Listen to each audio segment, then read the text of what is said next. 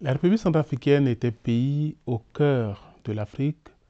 Beaucoup le connaissent maintenant comme un pays marqué par la guerre qu'on a appelée guerre interconfessionnelle entre musulmans et chrétiens.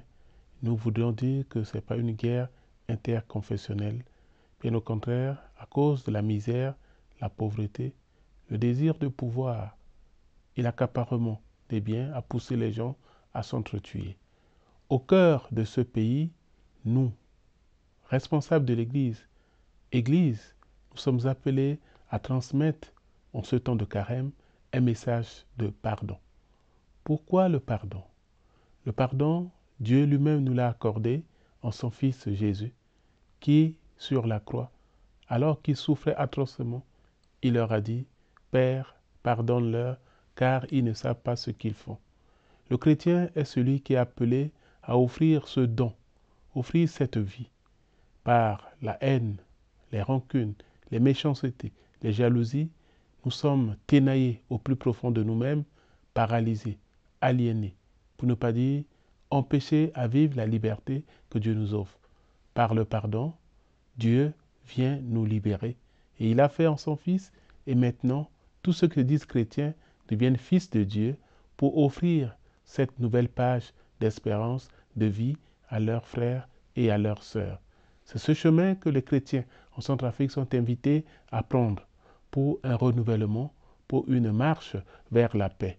C'est là le condition sine qua non pour parler de la réconciliation, rencontre entre les frères hier qui étaient ennemis et qui sont devenus des frères parce qu'ils ont fait un saut dans la foi en disant derrière l'autre, ce n'est pas un être humain ou une matière, c'est une image de Dieu que je dois préserver, que je dois rencontrer.